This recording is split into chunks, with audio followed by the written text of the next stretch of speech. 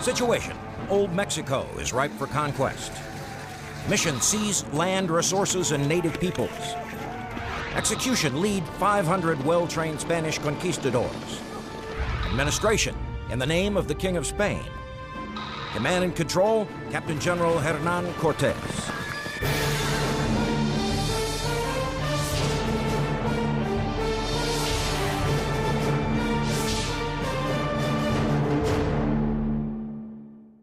Welcome to Conquerors. I'm Captain Dale Dye. Nearly 500 years ago, Spanish conquistadors began their conquest of the Americas. The most successful of them all was Hernan Cortez. When Cortez and his men first landed in Mexico in 1519, they carried weapons like this, finely tempered Spanish swords. The people he faced, the Aztecs under Montezuma, were still using relatively primitive weapons like this obsidian blade. Now, obsidian is sharp, but it's very fragile. No match for Spanish steel. Just as importantly, the Aztecs often didn't use their obsidian weapons to kill their enemies. Sometimes they used them to wound or capture an enemy so he could be used as a slave or a human sacrifice. Both sides, Spaniards and Aztecs, thought their weapons would bring them victory.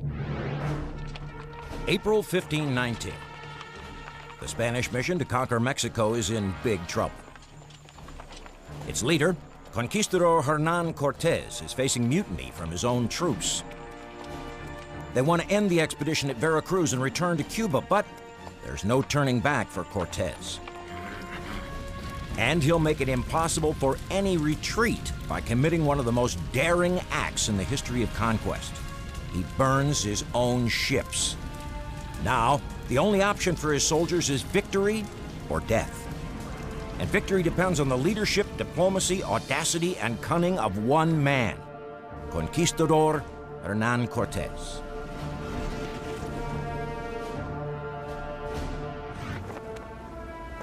Cortez was born into a poor family of lesser nobility in the Extremadura region of Spain.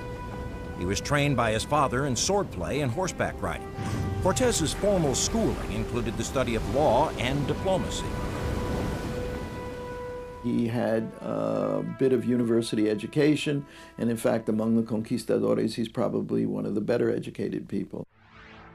Cortez knew that he must leave his homeland to seek the fame and fortune he desired. He took his chance alongside other Spaniards sailing to the New World. Why do people do all of this? Not because they wanted to make a 3-month trip across the Atlantic in very poor conditions, but they want to make wealth. In 1504, 19-year-old Hernan Cortez landed at Hispaniola, a Spanish colony now known as the Dominican Republic. At age 25, Cortez became a friend of a well-known conquistador named Diego Velázquez de Cuellar. Cortez joined Velázquez in his conquest of Cuba. The natives on the island of Cuba were no match for the Spanish army. In the early 16th century, the Spaniards were the most effective military force in all of Europe. By 1511, Cuba was conquered, and Velázquez became its first governor. Those who came with him, including Cortez, were rewarded with land on the island. Soon, Velázquez made Cortez magistrate of Santiago. He was not a very wealthy man, but one of the most important people on the island of Cuba. On behalf of the King of Spain, Velázquez sent expeditions from Cuba to Mexico. The first expedition left in 1517. These conquistadors returned with gold, slaves, and stories of barbaric native people who ritually sacrificed humans. A second expedition departed in 1518.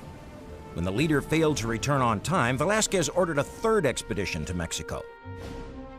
Cortez mortgaged everything he owned and volunteered to finance the trip himself. Velázquez, in turn, named him the Captain General. Finally, the great opportunity that had lured Cortez to the New World was his. This was his chance, and he'd gamble everything to make it successful. Cortez's ambitions were fueled by stories of the great Aztec Empire. He felt certain this empire held all the riches of the New World. He'd seize this land and become as rich as a king. He'd be known and respected by Spanish society. Cortez feverishly prepared for his new endeavor, and Velázquez worried that Cortez would not be the lapdog he'd hoped for. Velázquez hoped to maintain control of that expedition and hoped to be in charge as governor of any new territories that were found. Cortez, from the very beginning, had no intention of respecting Velázquez as governor of Cuba. Of course, to control the expedition, he had to control Cortez, and that turned out to be more difficult than Velázquez imagined. Velázquez sent an official government messenger to let Cortez know he was being relieved of his command. Cortez had the messenger killed. In response, Governor Velázquez ordered local officials in Havana to stop Cortez. But Cortez had become a hell of a recruiter. Every man Velázquez sent to detain Cortez ended up volunteering supplies, cash, and often himself to join the expedition. 18 February 1519. Without official authorization, Cortez set sail from Cuba with 11 ships and over 500 men. He'd sail west toward the island of Cozumel, an established landing for Spanish expeditions. By defying direct orders from Velázquez, Cortez took the fate of the expedition into his own hands. But his difficulties seemed to give him a sudden faith, a certainty that he was destined to succeed. Cortez was a man unlike any other. When he was faced with a problem, he developed a series of strange capacities, first as a man of war, then as a statesman. He developed strange capacities. In other words, he rose to the occasion. And that, folks, is what conquerors do. Cortez would have to adapt and overcome. He'd have to rely on unknown and untested allies. He'd have to develop a savagery comparable to this untamed land. And he would have to take on a more mythic foe than any conquistador had ever faced. Born around 1466, Montezuma became emperor of the Aztecs in 1502. Descended from royalty, Montezuma inspired his people through fear rather than affection. His people worshipped him as a deity, and common citizens were not allowed to look directly into his eyes. Cortez had set his sights on Mexico, but to conquer Mexico, he would have to conquer Montezuma.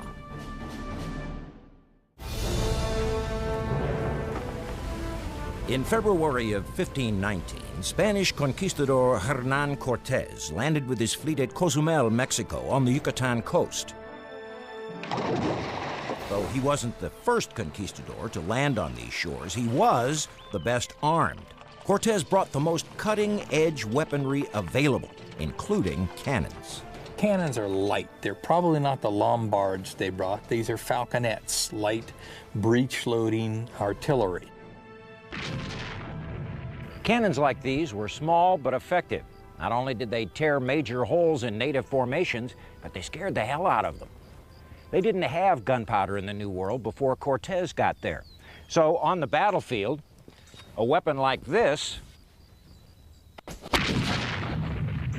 was a distinct physical and psychological advantage.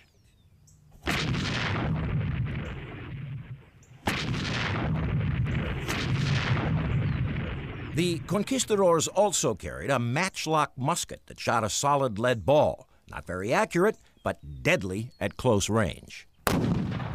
Another specialty weapon was the crossbow. Now, a crossbow like this could fire a bolt out to an effective range of 100 yards or more. Cortez had special units of conquistadors who were assigned just to load these weapons, and he had other units assigned just to fire them.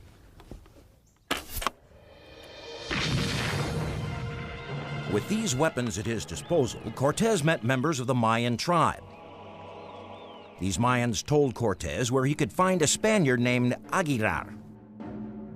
Several years before, Cortez's expedition, there was a shipwreck, and one of the surviving members, a man named Aguilar, was taken captive by the Maya and learned Yucatec Maya. And when Cortez's expedition came along, they realized that he could translate for them from Maya into Spanish. With Aguilar on board, Cortez sailed around the Yucatan coast to the Mayan town of Potonchan, arriving there around 22 March 1519.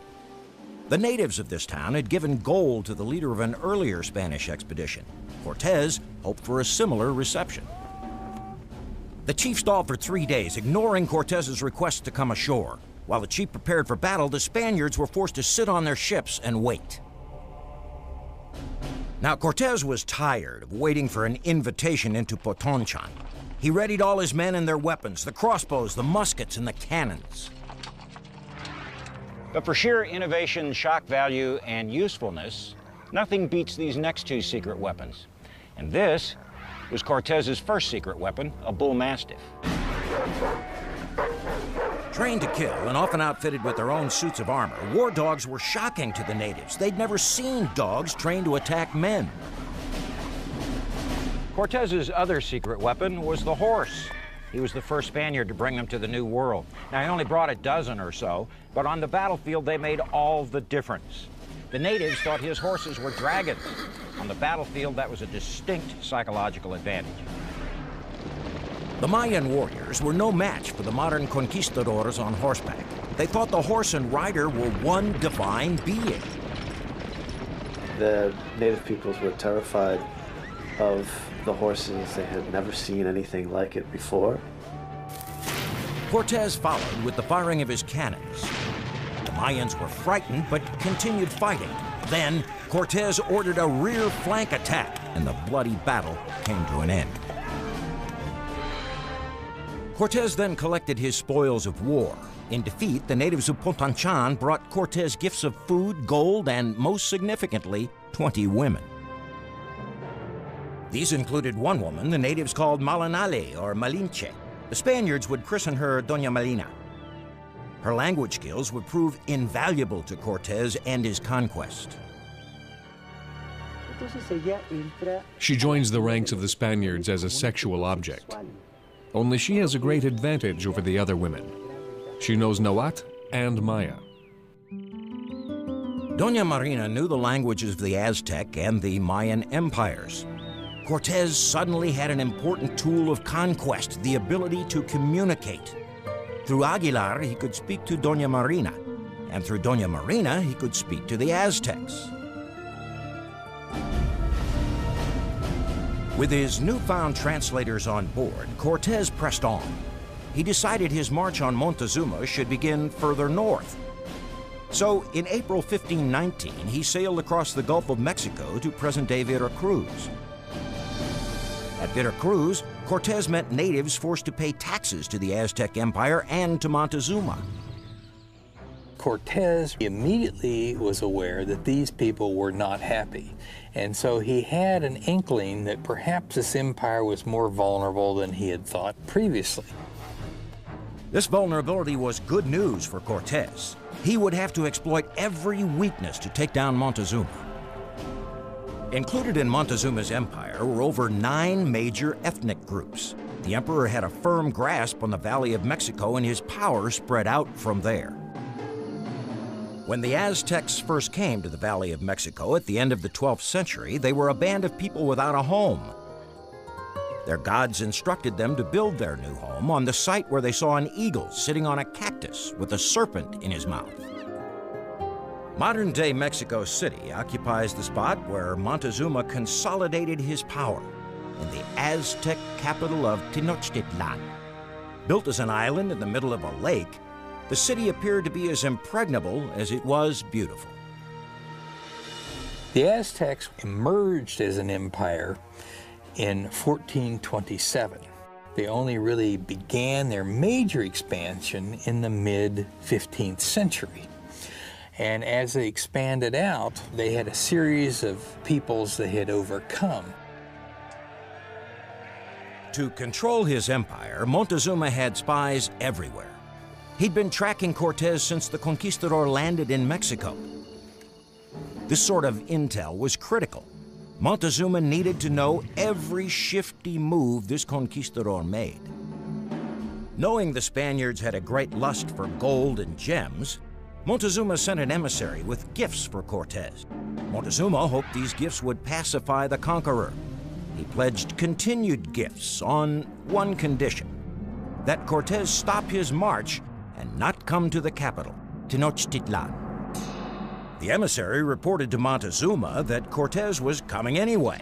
He told him that Cortez wished to pay tribute to the great Montezuma in person, and he would bring his army of conquistadors, their guns, their loud cannons, their immortal horses, and their demonic dogs.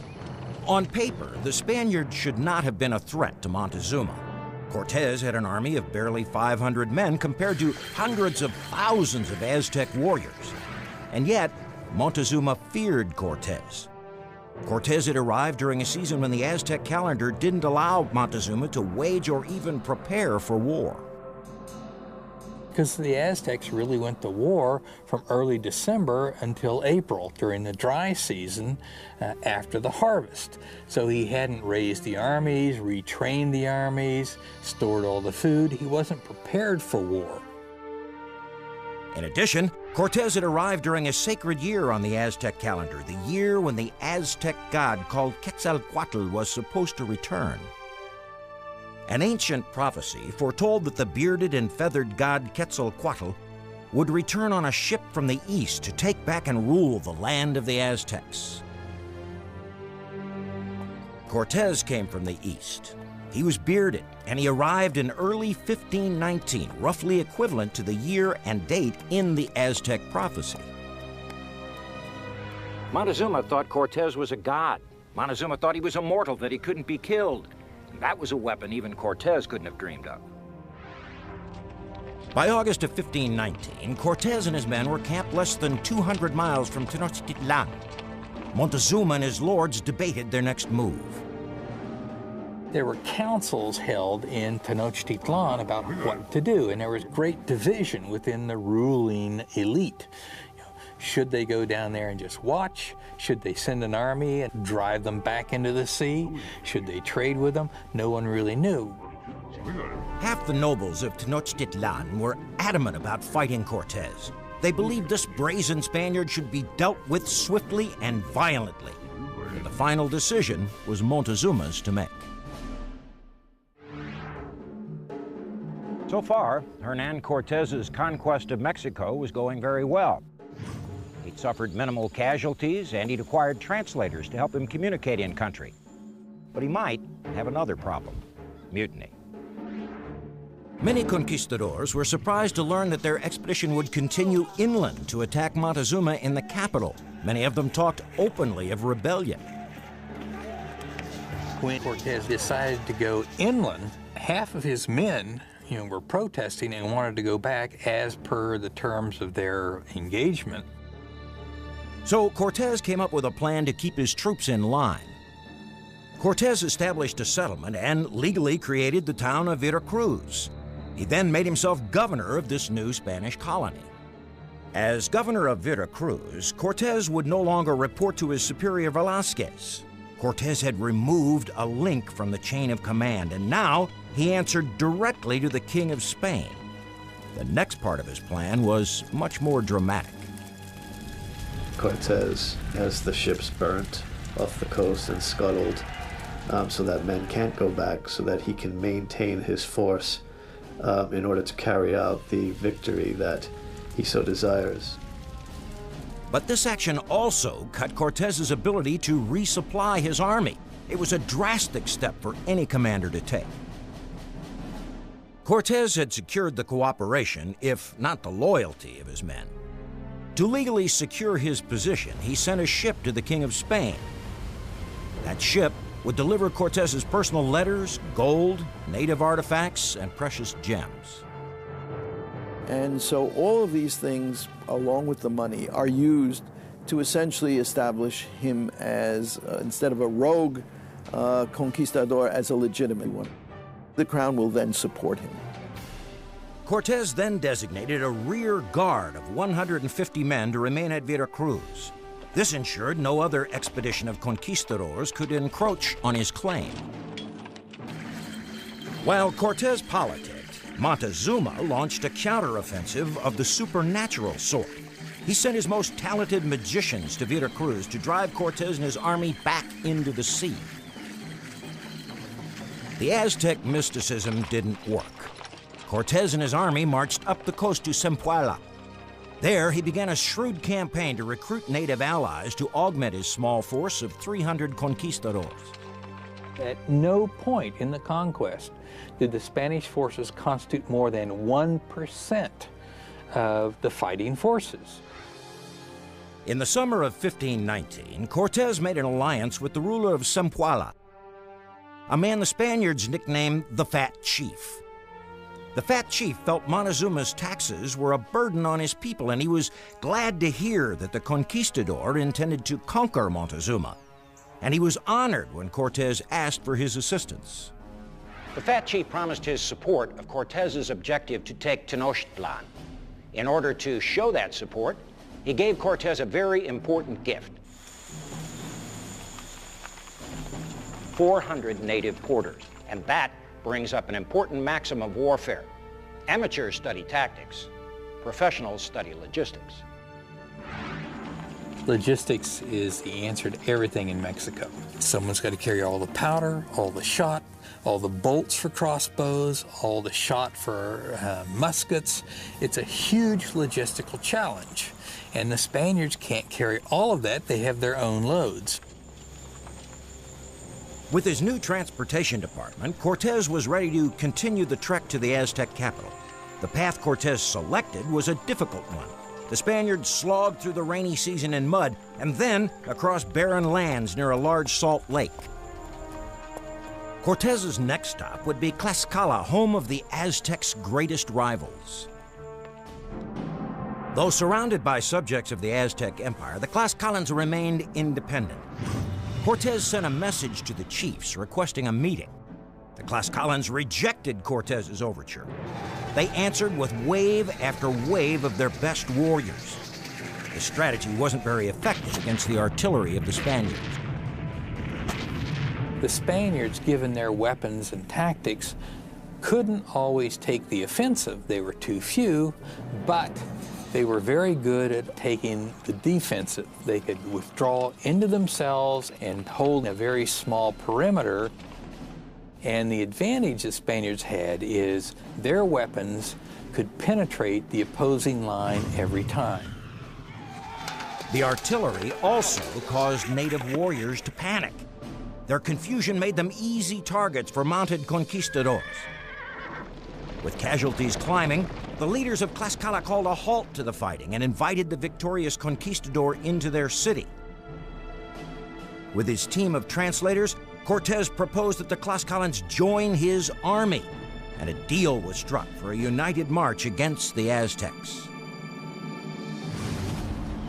This alliance was a brilliant strategic move. The Tlaxcalan were the biggest and baddest that old Mexico had to offer. They fought in large formations, and in addition to obsidian blades, they used weapons like this. Now, this is called an atlatl, and this device is used to add impetus, power, and speed to a spear when it's launched. Now, Cortez took the Tlaxcalan and he integrated them into his own army. He had his conquistadors trained side by side with them till they had a well-oiled fighting machine ready to go. After 3 weeks of training and a little R&R, Cortez and his combined army left Tlaxcala on 12 October 1519.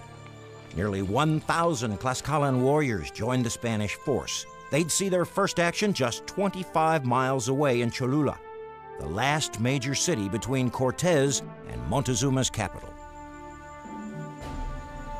These are the remains of Cholula. This great native city had been an ally of Tlaxcala, but was now firmly under Aztec rule. Montezuma ordered the Cholulans to attack the Spaniards and kill Cortez. But Cortez's Tlaxcalan allies discovered the plot. Cortez decided to launch a preemptive strike. Shortly after entering Cholula, There's a massacre in which a few thousand people are killed. The surprised natives were no match for the conquistadors, especially with their new Tlaxcalan allies by their side. The Tlaxcaltecs had allied with the Spaniards, didn't necessarily trust them, didn't necessarily know if they were allies, and part of their demand for this alliance was go down and massacre these people. News of the massacre spread quickly. For the Spaniards, it began a pattern of using terror as a weapon.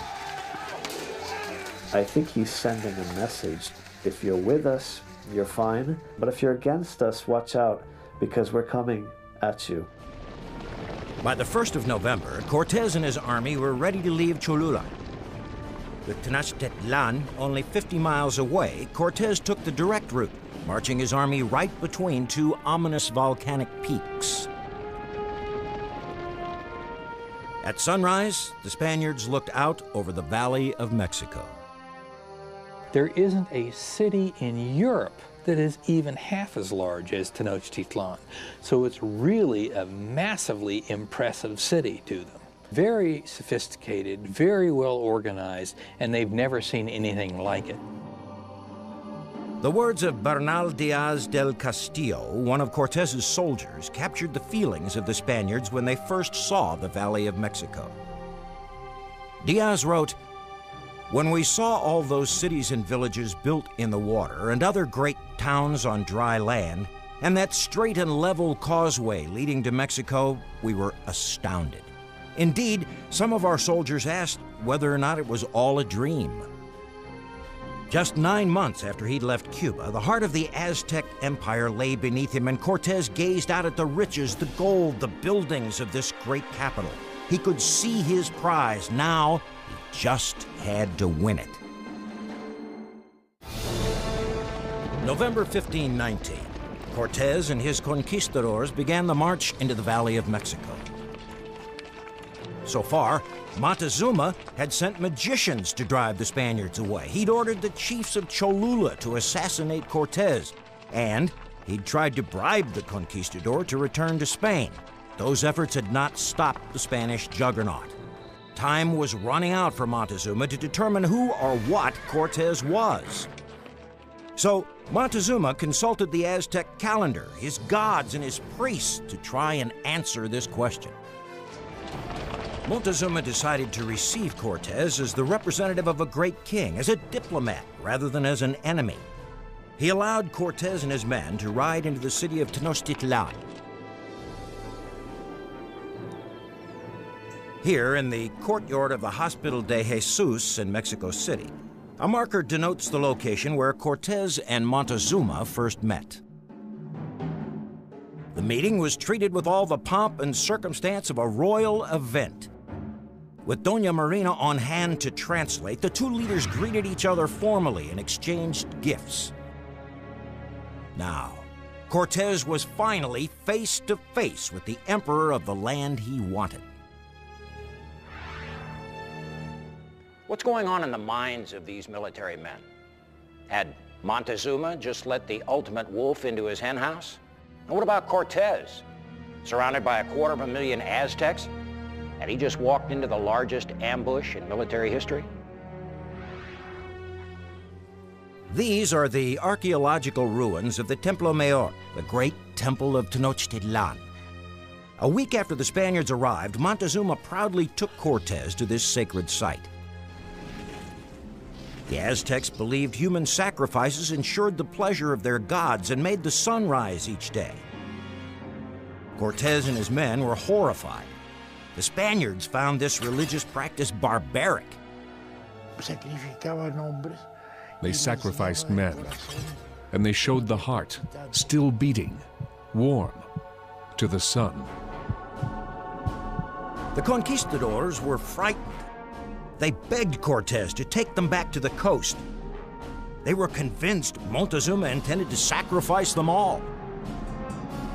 Cortez shared their concerns, but he was unwilling to abandon his prize, so he made a bold move. He befriends Moctezuma and then essentially takes him captive as hostage. and forces Moctezuma to go along with it. According to Cortez's own accounts of this incident, Montezuma went along willingly. But it seems doubtful that a man born to rule would be comfortable as a prisoner in his own home. Montezuma is in a tough position. We don't really know what is going on in his mind. The accounts that we get about what's going on at this time are written decades after the conquest. Next, Cortez issued an order to halt the sacrifices. Crosses and Christian icons were placed in the temples. His men destroyed all of the Aztec idols and scrubbed the temples clean of blood. Then, at the end of April 1520, a new threat to Cortez arrived. An arresting party made up of 900 conquistadors landed on the coast. The captain of the arresting party was Panfilo de Narvaez, one of the biggest and nastiest conquistadors on the entire Spanish roster. Under orders from Velázquez, Narvaez was to find Cortez and hang him. Rather than wait for Narvaez to find him, Cortez decided to be the aggressor. In May of 1520, Cortez left just 120 conquistadors to hold the capital city and its captive emperor. Cortez raced east with the rest of his army.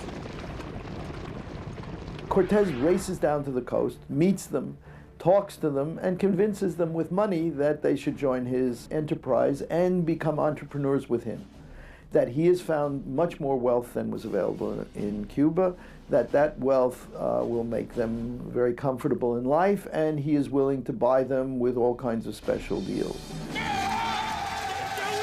On 28 May 1520, Cortez launched a surprise attack against Narvaez. The battle was fierce, but Cortez quickly got the upper hand. The men Cortez had paid off switched sides in mid-battle. By dawn, Narvaez was wounded and captured, and his army had joined Cortez. But back in the capital, a new problem was developing. The Aztecs were preparing for a sacred feast. In observance, the Aztec citizens made effigies of their gods and beat ritual drums to celebrate. The man Cortez had left in charge, Pedro de Alvarado, didn't understand what was happening, and he interpreted the behavior as threatening. He believed the Aztecs were preparing a surprise attack on the Spaniards. Surrounded by 500,000 Aztecs, Alvarado panicked. He pulled his troops up around the 3 gateways to this courtyard and just opened fire and killed many, many, many people. Alvarado and his men slaughtered all of the nobles and priests. Then the conquistadors killed any Aztec citizen within reach. Cortez received word of the massacre. He was told that Alvarado and his men were alive but surrounded. The conquistador rushed back to Tenochtitlan with his reinforced army. It was a shock to Cortez and his new conquistadors when they found they had to fight their way back into the city. What followed was organized urban warfare. The conquistadors and the Aztecs fought throughout the city. Warriors fell on both sides. The Aztecs would celebrate their dead and then immediately return to fighting. The Aztecs employed their own form of psychological warfare. They used ritual drumming and rolled severed heads down the street to harass the trapped and exhausted conquistadors. A frustrated Cortez forced the imprisoned emperor to try to pacify his people. What happened when Montezuma addressed his people is one of the most controversial events in the history of Mexico. According to the Spaniards, he's out there trying to calm people down, and his own people throw rocks at him, hit him in the head, and then he dies a few days later from those wounds. Other people say that the Spaniards stabbed Moctezuma to death, and so there are 2 conflicting stories to the same event. Was Moctezuma killed by his own people when they rejected his authority, or did the Spaniards do him in after they realized he was of no use? Regardless of how it happened, the result was the same. Montezuma was killed. And a bad situation was getting worse for Cortez. To save his life and the lives of his men, he had to find a way out of Tenochtitlan, and fast. Now, here's some tips for conquerors from Hernan Cortez. Don't neglect the politics. Make alliances when and where you can. Quickly determine and exploit your enemy's weakness. And a secret weapon gives you an ace in the hole. It was the end of June 1520. Wary of a final assault, Cortez divided his troops and plotted several escape routes out of the city. With Aztec gold in hand, the conquistadors set out. When Cortez's army had nearly made it across the causeways, an Aztec citizen sounded the alarm. And within minutes, the Spaniards were surrounded by countless war canoes. The panicked Spaniards tried to run, but the Aztecs came along in wave after wave. More Aztec war canoes kept appearing. There was retreat, confusion, bedlam, death. Everywhere, conquistadors and horses were being pulled into the lake and drowned. Cortez lost half his army, along with thousands of his native allies. The retreat of the Spaniards from Tenochtitlan is known as La Noche Triste, the sad night. It should only be the sad night for the Spaniards. It's the happy night for the Indians. I mean, it should be a date to celebrate because they defeated the Spaniards. Once outside the city, Cortez and the surviving members of his expedition gathered beneath what is now called the Tree of Sorrows. Here, Cortez showed his true mettle. He challenged his tired and disheartened troops, calling on their reputations as men, as Spaniards, and as conquistadors. Cortez vowed that they would return to Tenochtitlan and be victorious. Cortez and his troops retreated to the safety of an allied city. They'd recoup, rebuild, and prepare for a final assault on Tenochtitlan. Now, Cortez realized he had to control the lake around Tenochtitlan. Using native labor supervised by a Spanish shipbuilder, he had many small, swift vessels built to counter the Aztec war canoes. While his armada was being built, Cortez decided that a victory over a local tribe would boost the morale of his troops and reestablish him as a warrior to be feared. On 1 August 1520, Cortez sent a message to the chiefs of Tepeaca, giving them an opportunity to surrender. The chiefs replied, "Go away or we'll eat you." 2 days later, the Spaniards and the Tlaxcalans attacked, and it was another massacre. It highlighted the lethal efficiency of this combined force. What the Spaniards were doing was being used as the spear point that would punch through opposing forces and allow the Indian forces to actually exploit those breaches. The massacre at Tepeaca showed an ever more determined and ruthless Cortez. Little by little, he became tougher, and he ended up being cruel. After the sad night, he was infuriated against Mexico. He was a very tough and cruel man. In the summer of 1520, Hernan Cortez received 3 very welcome surprises. The first was the arrival of a small expedition of 200 Spaniards who eagerly joined his army. The second surprise was a very large ship from Spain sent by Cortez's father. It carried much-needed supplies, including muskets, crossbows, and more horses. The third surprise was a new and unexpected weapon, smallpox, which the Spaniards had unknowingly brought to Mexico. It had already killed tens of thousands in the Aztec capital. Among those killed by the virus was Montezuma's brother, Cuitlahuac. His cousin, Cuauhtémoc, became the new Aztec emperor. In the spring of 1521, Cortez and his replenished army returned to the Valley of Mexico. He begins to win allies around the lake, one by one, to come over to his side for the final attack of Tenochtitlan. The siege of Tenochtitlan began. There are only 3 major causeways that go into this city. And the Spaniards built 13 brigantines, mounted a cannon in each one, and basically were able to cut off the city from supplies from outside. The conquistadors and the Tlaxcalans made daily raids into the city. As the Spaniards and their allies fought their way into the city over a 3-month period, they started laying waste to all the buildings, because if they didn't, they would be attacked from those very buildings the next time they pulled in. During the 80-day siege, Cortez's strategy crippled the Aztecs. Smallpox continued to ravage the population, and the naval blockade prevented the Aztecs from getting food or supplies. Even when the Aztecs knew their city was lost, the Emperor Cuauhtemoc could not bring himself to surrender to Cortez.